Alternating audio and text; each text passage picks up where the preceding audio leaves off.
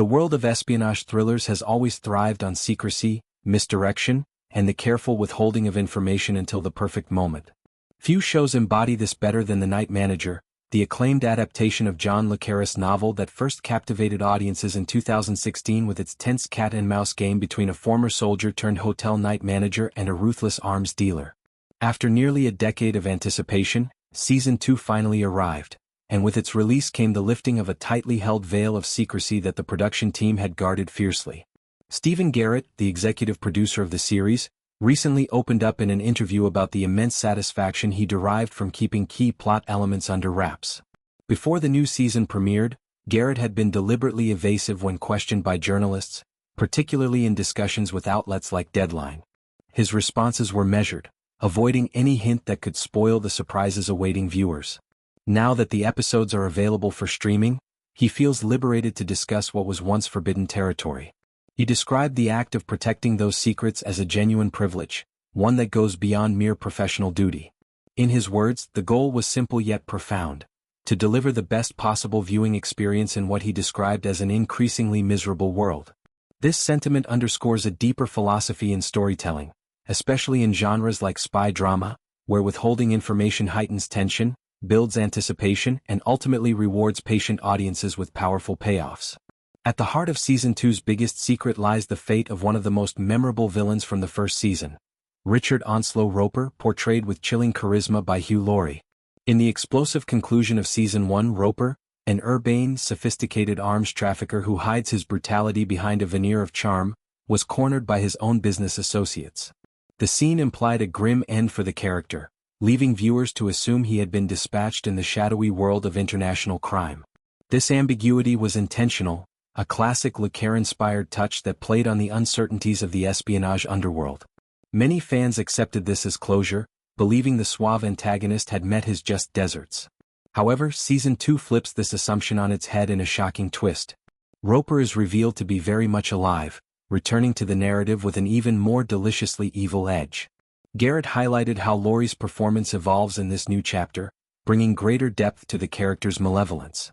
No longer just a deal-maker operating in the gray areas of global politics and conflict, Roper's survival allows the story to explore the long-term consequences of his actions and the enduring nature of corruption. His return isn't merely a plot device, it serves as a commentary on how figures of power and influence often evade true accountability, resurfacing to continue their schemes. Adding to the intrigue is the introduction of Roper's apparent heir, Teddy Dos Santos, played by the talented Diego Calva. Dos Santos has taken over the reins of Roper's clandestine arms shipment operations, stepping into a role that carries both opportunity and danger. This succession dynamic introduces fresh layers of tension, as viewers witness how the next generation inherits not just wealth and networks but also the moral rot at the core of such enterprises. The arms trade, with its devastating real-world implications, remains a central theme, and Season 2 amplifies the stakes by showing how these networks persist even when key players appear to fall. The secrecy extended to the cast as well. Olivia Colman, reprising her role as Angela Burr, the steely head of an intelligence cell, carefully navigated her dialogue in early episodes to maintain the illusion. She refers to Roper not as a corpse, but more ambiguously as a body, a subtle linguistic choice that avoids confirming his death while planting seeds of doubt for attentive viewers. This kind of meticulous detail work is what elevates The Night Manager above standard thriller fare.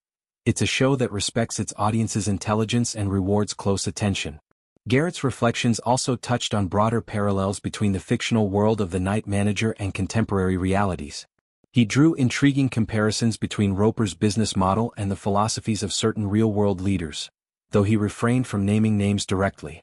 In the interview, he pointed to Roper's articulate explanations of regime change, why it's pursued, how it's executed, and the underlying motivations.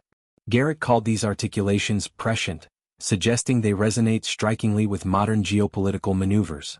While a report interpreted this as a veiled reference to former U.S. President Donald Trump and his approach to international relations, the producer left it open-ended, allowing the parallel to linger as food for thought rather than explicit commentary. This subtlety mirrors le Carré's own style, using fiction to probe uncomfortable truths about power, morality, and the cost of ambition. The return of The Night Manager after such a long hiatus speaks to the enduring appeal of high-quality, character-driven espionage stories. Season 1 set an incredibly high bar with its stellar cast, including Tom Hiddleston as the principled yet tormented Jonathan Pine, and its lush cinematography that contrasted opulent settings with moral decay. Season 2 builds on that foundation, streaming now on Amazon Prime Video, and offers fans a chance to dive back into a world where trust is scarce, loyalties shift like sand, and every revelation comes at a price.